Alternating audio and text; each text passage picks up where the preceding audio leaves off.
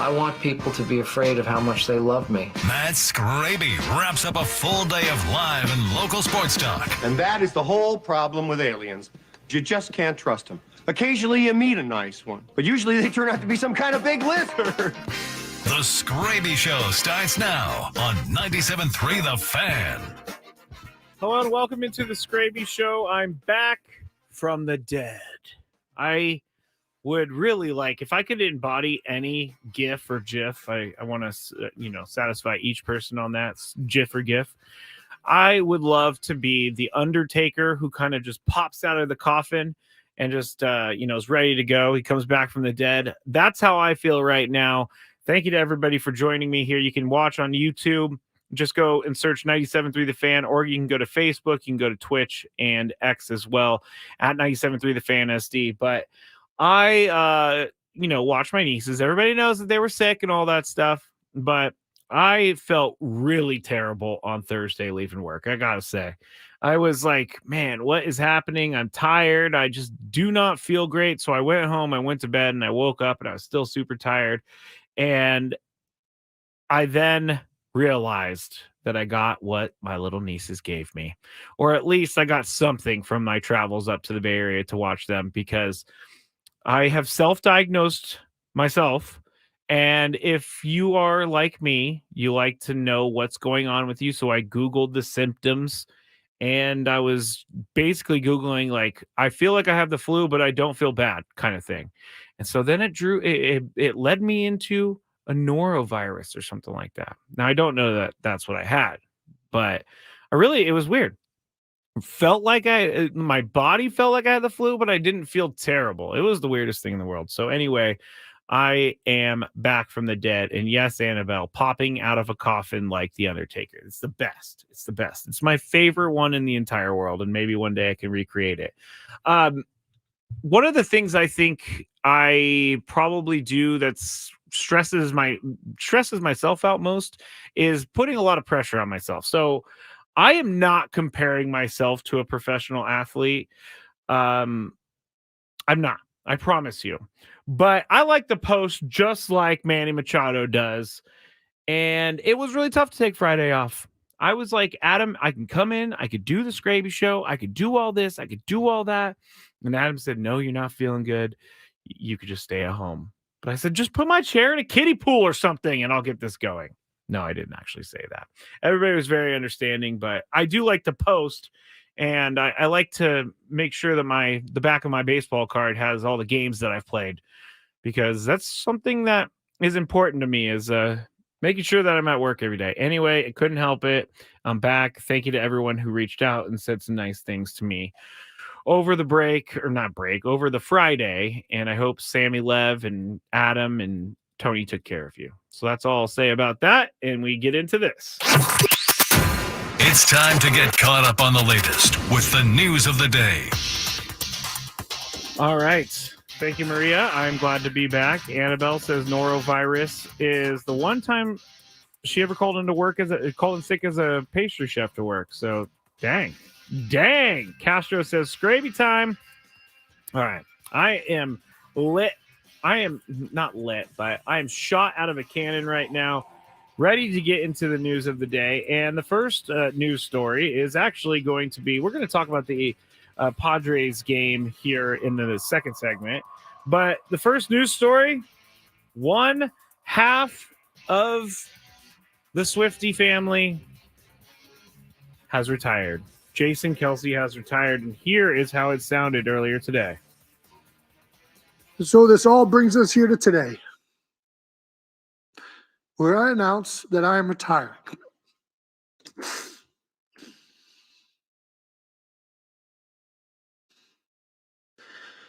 I announced I'm retiring from the NFL after 13 seasons with the Philadelphia Eagles. All right, I think everybody understands where the rest of that is going to go. But I am not making fun of a guy for crying. Definitely not, because I feel like if you have to cry, who cares? I don't really care. But the beginning of this is really funny. Where I announce that I am retiring. I'm sorry. It's so funny because it just reminds me of every single like movie where someone's I can't cry, I can't talk right now, or else I'm gonna cry. And that's basically what Travis. I keep saying Travis. Jason did every single time. Again, not making fun of her for crying. I just think it's hilarious that he has to like choke back tears this entire speech. I don't know. Make fun of me for being a weirdo for making fun of someone else cry or the way they cry. But anyway, long story short, Jason Kelce has announced his retirement, and he, I didn't realize the type of career he had, and he's done some things that no center has ever done before.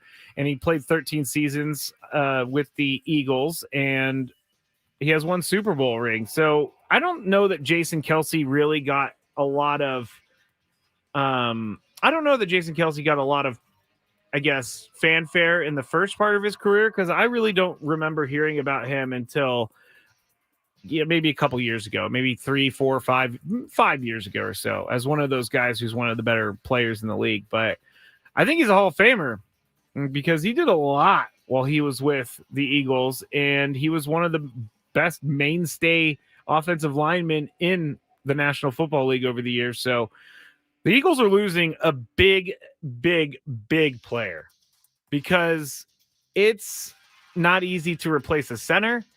It's not easy to replace a center that's been there for 13 seasons. And it is not easy to replace the guy that is the one who runs the brotherly shove. So what are the Eagles going to do now? They're going to need to get someone like Jason Kelce to run that play. And I actually, side note, I heard an argument the other day about the brotherly shove and whether or not it's going to be banned.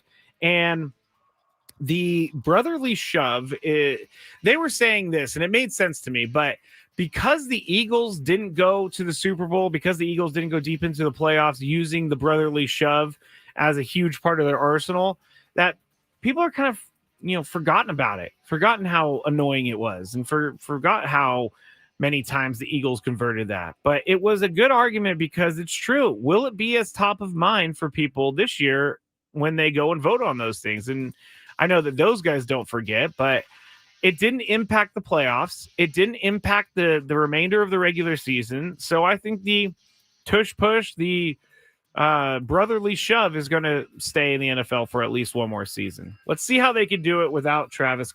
Gosh, Jason Kelce. I don't even mean to do that, and I keep doing it. Too much Kelce on the brain.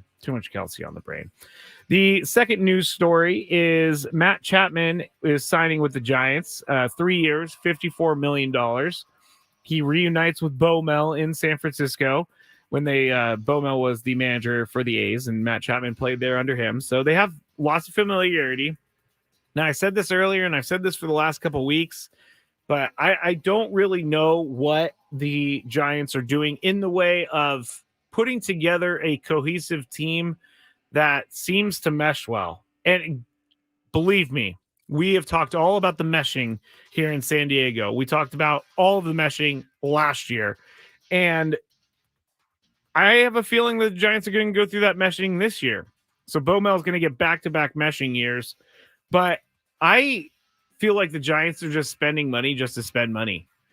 Talking to some of my friends up there and talking to some of the people that are living up in that area last week, 2 weeks ago, there was a lot of anger that the Giants haven't done anything recently to make their team a lot better. They went after the Aaron Judge, the Carlos Correa. We've talked about all that. Shohei Ohtani, all of that we've talked about. But the fans were just wanting to see some sort of big-time signing. So here in this offseason, they threw a bunch of $113 million contract at Lee, and the Padres were in on that until they found out how much he was going to cost, which was $113 million. So they brought in him. They brought in, now they've brought in Matt Chapman, and they have brought in Jorge Soler. It just seems like a random crew that they decided to pay some money for. And it really, really reminds me of last year with the Padres in the way that they spent a bunch of money on players and threw them all together and hope it worked. And so I don't know how it's going to go for the Giants this year, but I have a feeling that it's not going to go as well as they think it is because there's a lot of unproven going on here with the Giants. And not even unproven, but the whole Lee is unproven. Soler, how many home runs can he hit in that park? How can you play left field in that park? And then Chapman, he's already played in the Bay Area before, so it's not that big of a deal for him to move back to San Francisco. But how much does he have left in the tank? Is he worth the 3 years, $54 million? All of those different things went through my head when I saw the Giants are signing Matt Chapman. Now, does it make me upset a little bit because the Padres are going to have to play them a lot? Yeah, it does. But I just don't think that it's going to go as smoothly as they think it will go. All right, third and final topic is the Caitlin Clark scoring record controversy. I'm just going to actually say the Caitlin Clark scoring record. She passed Pete Maravich over the weekend. We've talked a lot about it on Gwen and Chris today, so I won't spend too much time on it. But it has actually caused a lot of unrest out there. And I saw a ton of different opinions, and they're all over the place, which truly means something is polarizing. But I don't really get why we're worried about it. I don't really get why we care about, I don't get why we care to prove that Caitlin Clark is the best scorer of all time.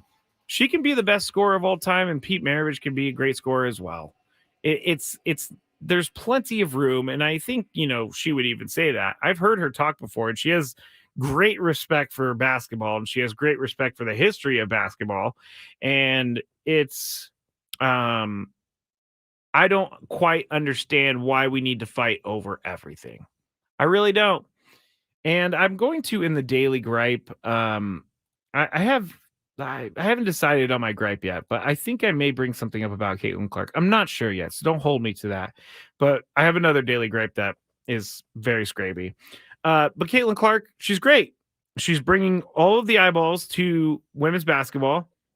She's going to be a WNBA member here very soon. First overall pick. You already heard the Indiana Fever. They have already raised their season ticket prices before she's even become a part of the team. But it's good for basketball, and it's good for college or for women's basketball, because I don't know how much we've talked so much women's basketball in the last couple of years because of Caitlin Clark and because of Angel Reese. And so those two players right there are the reason that women's basketball is more and more on the map. And again, I just don't understand why we have to fight over the record all the time. I really don't. Javier says the Giants will end up with a better record than the Padres. I'm not sure about that. I really am not sure about that. Let's not talk about the Jordan Hicks starting experiment, where they're going to try to have him throw 104 for an entire game, or at least 6 innings or something like that. It's just not going to, I don't know that any guy could do that. But I don't think that the Giants are going to have a much better record than the Padres. I would probably say the Giants and the Padres finish in the same area, plus or minus 3 games. I would say the Padres win more games than the Giants, maybe 2 or 3 more games than the Giants. But we'll have to revisit that when we get to it in October. One of those things I just hate is fast forwarding through time. I wish I already knew the answer. I wish I had that little almanac that Michael J. Fox had in Back to the Future, because then I would just know. And I would make really great predictions. And everybody would say Skraby's one of the smartest sports people in the world. And that's just not what happens. That's not reality, everybody. That's not reality. All right. Matt Skraby, the Skraby Show, 97.3 The Fan, back in action, back from the dead. We're going to talk about the Padres beating who did they play today? I know the answer to this. I know the answer. The Cubs. We're going to talk about the Padres beating the Cubs, some of the things that happened there, and we'll get into the rest as we go along on the Skraby Show on 97.3 The Fan.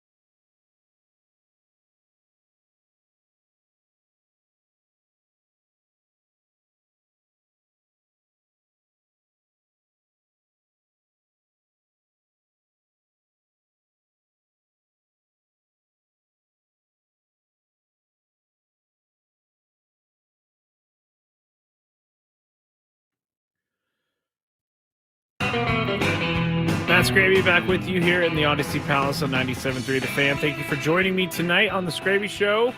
If you would like to follow me on social media or reach out, you can at 90. No, that would be the station account. I am at Matt Skraby, MattsKraby as in boy Y. You can also follow us on the station account as well at 97.3 The Fan SD. We are broadcasting live right now on YouTube if you just search 97.3 The Fan, or if you go to Facebook, or if you go to Twitch, or if you go to X. We're all over the place.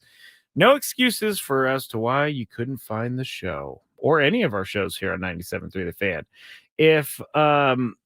If you would like to watch the morning show, you can do that. Just go to the YouTube. You could also watch Annie and Elston. Go to the YouTube. Watch Gwen and Chris. Go to the YouTube. Watch the Skraby Show. Go to the YouTube. Brandon Soprano Show. Go to YouTube. Everybody on YouTube.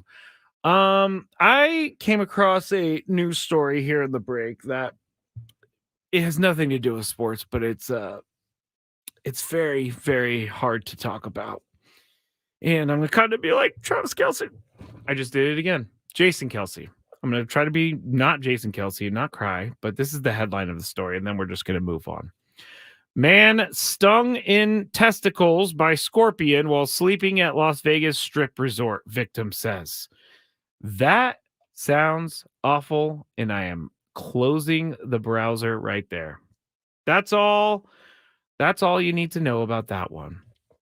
Google it if you would like to find the rest of the story. Hey, Brandon, he says, on a break at my new job, just dropping in to say hello. Well, thanks for dropping in. Your new job is right in the middle of the Skraby Show, Brandon. Jeez. Just kidding. Good job. Good stuff on the new job, Brandon. All right. The Padres today, they ended up beating the Cubs, and the only run scored by the Cubs today ended up being a former Padre in Garrett Cooper, who was the one who drove in that run. But the last few days of the Padres team, you heard Tony say earlier when he joined our show, and he was talking about, everything that was going on with the Padres and over the weekend and today. And here's one thing, even though we can complain and we can worry and we can stress about who's on the bench and who is going to be playing left field and who's a starter, all that stuff. This team is showing signs of life in spring training. And I know we talk about how spring training doesn't matter, but I am in the camp that it does matter. And I think I'm in the camp that it does matter a lot for this team. Last year, not a good year. We've heard from Jake Cronenworth. We've heard from Manny Machado saying that the vibes are totally different this year.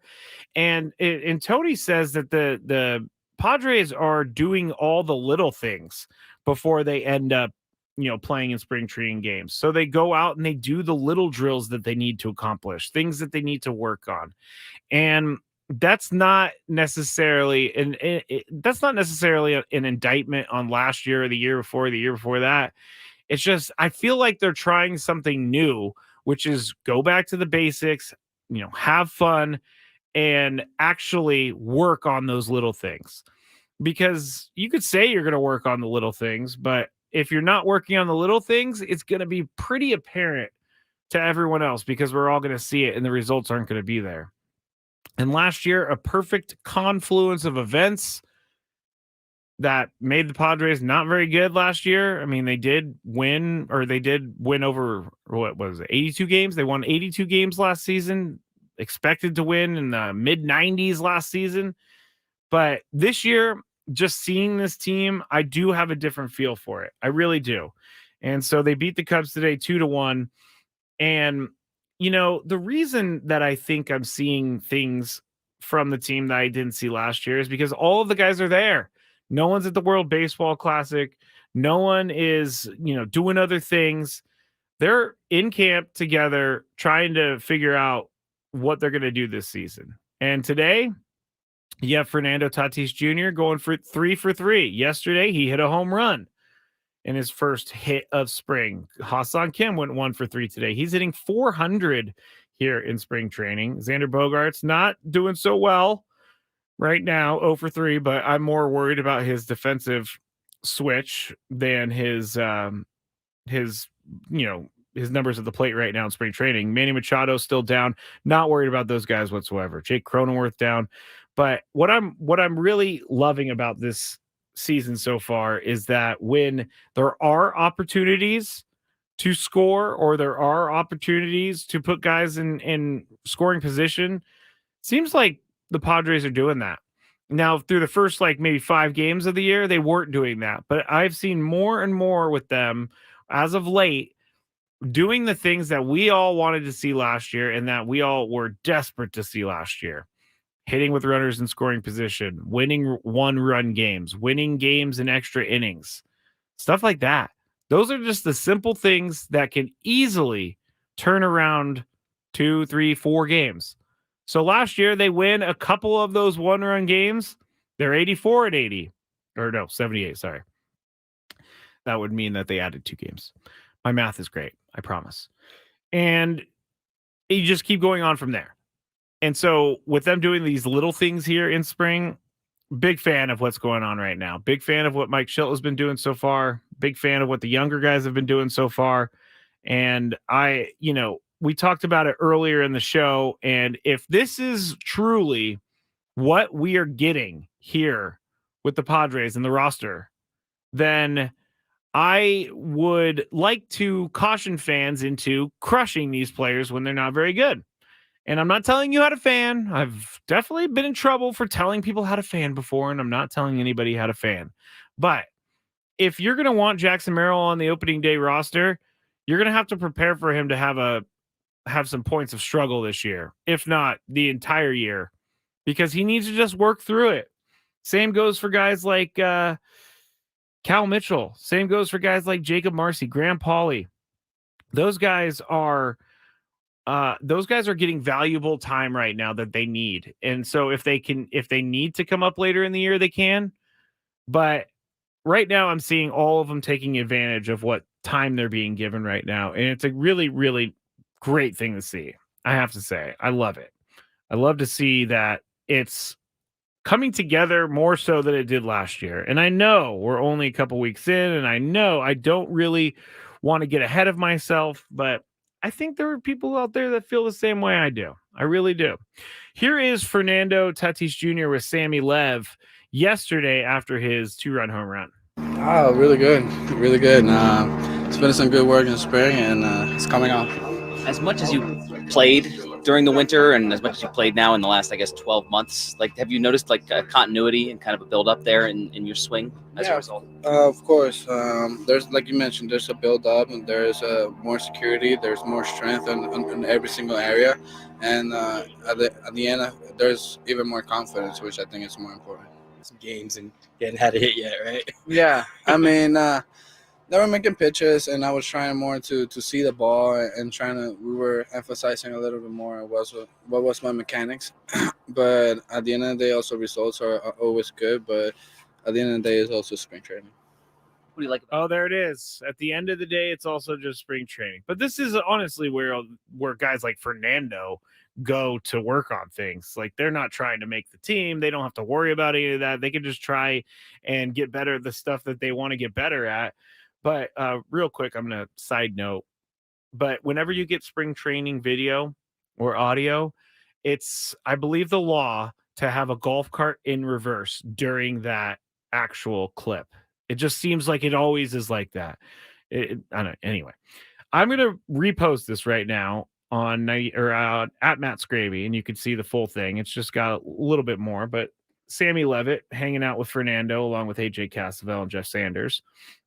But, there's one thing about Fernando this year that I'm kind of noticing, and it's, I guess, hard for me to really say because I don't know the guy, but I see a different type of maturity a different type of maturity from Fernando so far this spring training. He is more down to business, it seems like. And this is the Fernando Tatis Jr. I think the Padres knew that he would become, and he still's got to go out there and have a great year, which I fully believe that he's going to have a fantastic year. But this is the guy I think that they wanted to see when they signed him to that big deal. They wanted to see him taking the reins or what's the phrase? I'm always forgetting phrases live on the air, and then I have it as soon as I go to break. But taking the reins here and doing things for himself, being a self-starter, it seems like with Fernando. And you know what? I didn't even really realize that he hadn't had a hit in spring training until that home run yesterday, which I'm glad I didn't realize because maybe there would be a little bit of panic in me if he didn't have a hit through the first like 6, 7 games or whatever it was. But you can just tell that he's focused, and you can just tell that he knows that this year is going to have to be a great year for him. And I guess because I've spent a little bit of time around Fernando, like I'm not saying anything in the way of talk to him at length or anything, but going down to the clubhouse, getting audio, all that stuff, just kind of been around him. And he's always been a very respectful guy, but I just see this difference in him this year. And I'm looking forward to seeing how he translates that. I mean, think about it. People get older, they start changing the way that they do things. They start taking things more seriously, and everything comes together. And so that is one of the dangers, going back to what Ken Rosenthal wrote way back when. That is one of the dangers of signing a young superstar to a long-term deal, because you really don't know who that person's going to be as that deal goes on. But I think the Padres, and I think Padres fans know exactly who Fernando Tatis Jr. is, what he is all about. Mailman Rob, take the bull by the horns. Thank you, Mailman Rob. That's what I was looking for. He said this too, Fernando. I didn't hear this in this clip, but they asked him about why he likes hitting in the leadoff spot. He said, you start the game with a wild horse coming to the plate, so it's a beautiful thing. I'm okay with that. Although he didn't lead off the game today. He actually, I think he hit second and Hassan Kim hit first today. And let me just check that. Yes, he did. So big day for Fernando. He's got 912 OPS right now, 286 average. Drove in one, went 3 for 3 today. And let's go to the pitching real quick. Brito, one of the guys that came back in the trade for Juan Soto, he has looked pretty good so far in spring. He went 3 1/3 innings today. He gave up 5 hits, but he didn't walk anybody, and he didn't give up any runs, but he struck out 6, so you know that his stuff is good. Also, you got Matt Waldron, who actually took the win in the game. He went 4 innings. He gave up 3 hits, just 1 run, and he struck out 6. So Matt Waldron is making a case for that 5th rotation spot right now. And I would say that I would feel comfortable with Matt Waldron taking that spot at the moment, because things change. But what we've seen with Matt Waldron here in the spring is someone that is serious about making this team. You can't really, you don't really know what you're going to get from some of these guys. You saw him a little bit at the end of last year, and you saw the things that he could do. Like I'm looking at his game log from the end of last year. Now he went and he pitched at San Francisco, like last series of the year. I think he went 6 innings, gave up 2 runs, and that's it. And he won the game. So that was a pretty good start. 5 2/3 the previous start, 5 1/3 the previous start, 5 innings the previous start. Wow, they kept making him go longer, but 4 2/3 to start the month of September. And he was pretty good. He gave up earned runs in those games, but he struck out 9 against the Cardinals when they won 4-2. So Matt Waldron, don't call him a knuckleball pitcher. Call him a real pitcher. He's making his case for this team, and he's making this case pretty well right now, I got to say. Emma Key 23, how deep can Waldron go in games, I wonder? Well, we just kind of went over his game log a little bit, which is he's not going 7 innings, but I don't know that they gave him the opportunity to go 7 innings last year. I'm trying to really quickly get back to his game log so I can see his pitch count in those games. Where did it go? I'm not going to be able to find this right now, but I do know that as the season went along, they allowed him to go a little bit longer. So I would say McKee 23, I would say that he could do some damage, eat some innings for the bullpen. And I am going to say right now, I think he is making the best case right for the 5th starter. I'm not sure how how the Padres are going to handle this. Maybe he's a long relief guy, but I think he's making a case for why he should be on the opening day roster with the way he's been pitching. If he keeps it up like that during spring training, I don't see why he wouldn't be on the opening day roster because he's pitching really well. All right. I am Matt Skraby. This is the Skraby Show on 97.3 The Fan. We are going to get our daily gripe when we come back. We're also going to talk about some random sports. Mailman Rob says, I wish we could bring Snell back. We'll talk about him as well. All of that ahead here on 97.3 The Fan.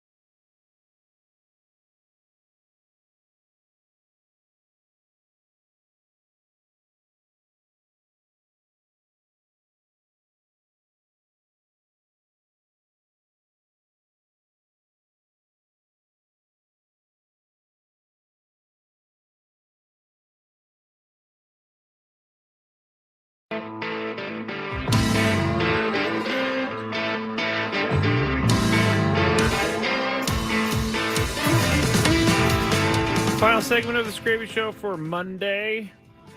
This is when I always say, "Oh man, this show goes too fast." That's what I usually say because it does. Already to the final segment.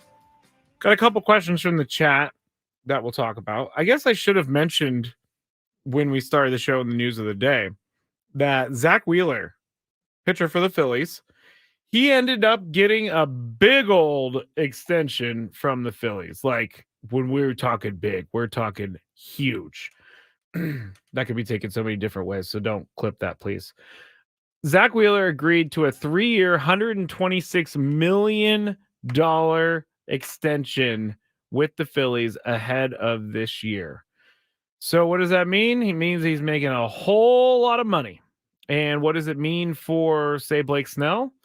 If I'm Blake Snell, I'm thinking, man, there is money out there. Why is no one giving me money? And I can tell you why it was probably easier for the Phillies to give Zach Wheeler money than it would be for a free agent or for a team to give free agent Blake Snell money. Number one, the Phillies know exactly what he's all about. They've had him with them since 2020 now. He started, I believe he was drafted. Yeah, he was drafted by the Giants, and then he was traded, I think, to the Mets when the Giants wanted Carlos Beltran, and they got him back in a trade. So bad trade for the Giants there because Zach Wheeler's still going. But anyway, he came to the Phillies in 2020, and basically, if you are going to throw him out there, he's going to get at least 25 starts. Now, he only had 11 in the 2020 season, but that's because of the 2020 season. But in 2021, he had 32 starts. 2022, he had 26 starts. 2023, he had 32 starts. And in each of those years, over the last, I would say, let's see, with his time with the Phillies, he has been pretty unstoppable for them. We've seen him here in San Diego do great things against the Padres, mainly in the playoffs. But his Phillies numbers, he has a 3.06 ERA. He started 101 games. He's 43-25. In the last 3 seasons alone, he's won over 10 games in each of those seasons. He's pitched over 150 innings in each of those seasons. So basically what I'm trying to say here is that Zach Wheeler, if there was someone who was going to get an extension like this, I think that I think that he's probably a safe bet. I mean, there's not many extensions out there, 3 years, $126 million, that would be safe bets. But Zach Wheeler seems as steady as they come, and he has been, and we've seen that many a times. Now, is he better than Blake Snell?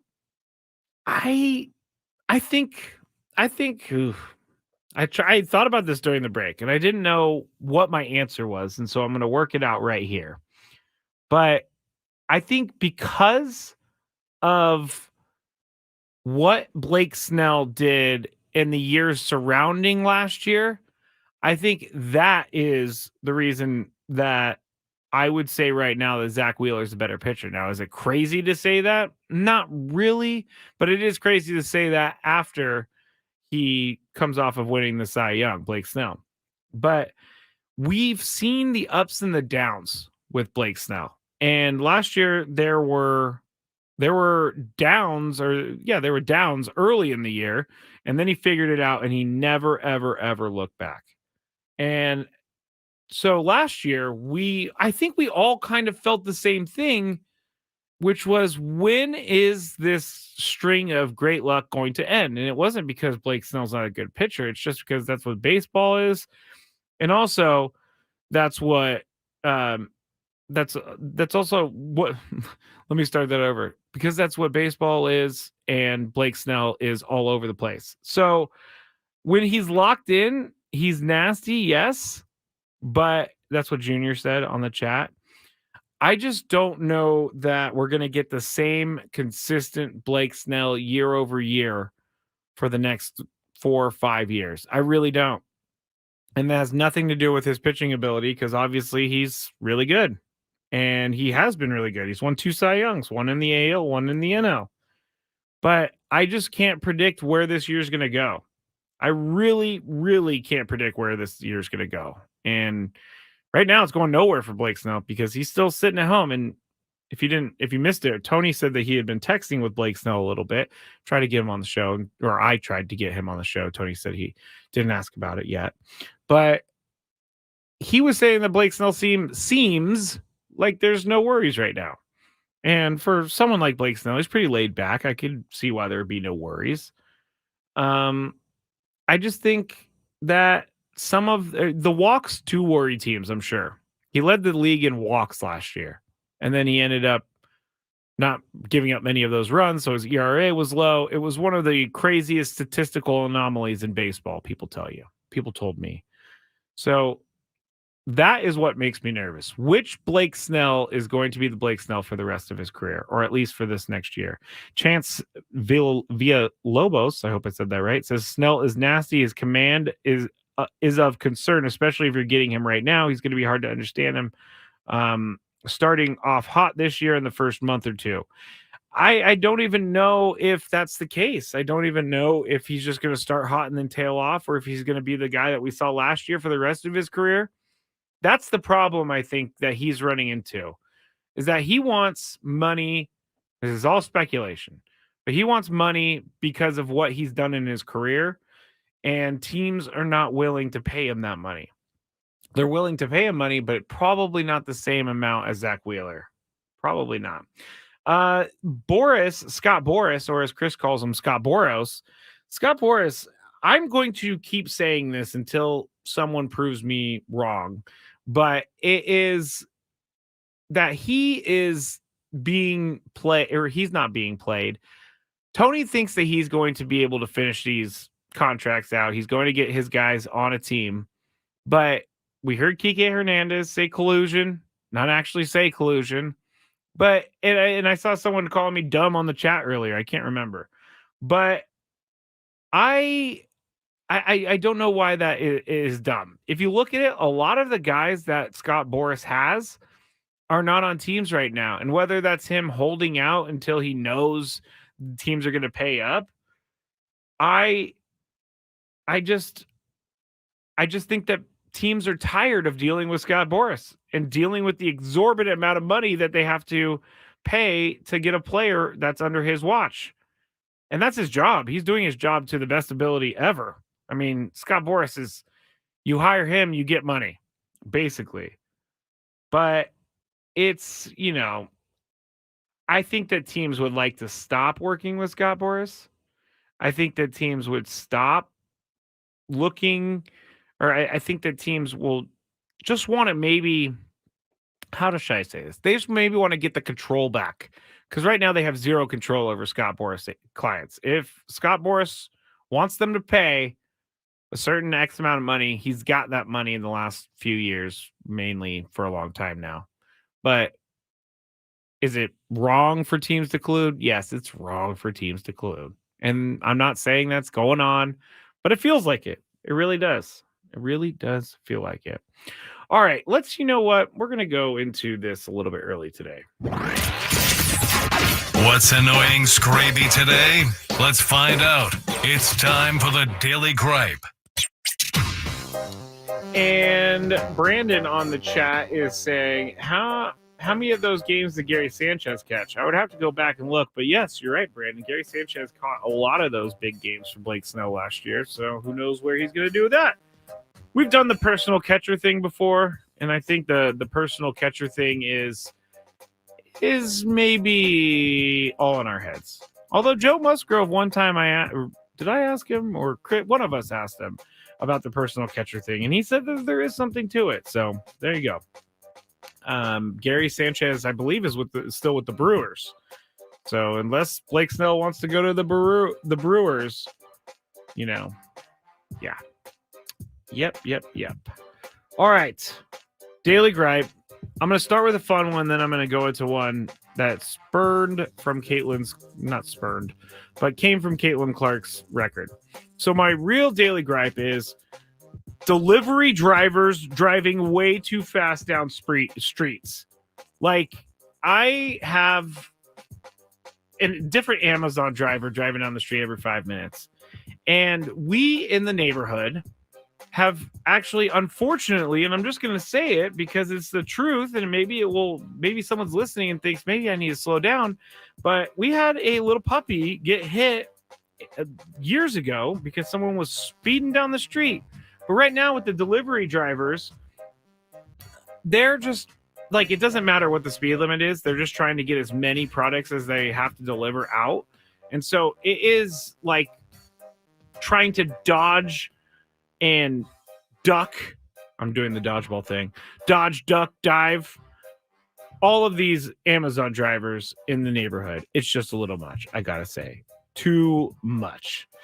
All right, let's go to some of the other daily gripes that were actually submitted. But Mailman Rod says, daily gripe, people who come to a complete stop at a yellow light. Yes, that's very unfortunate.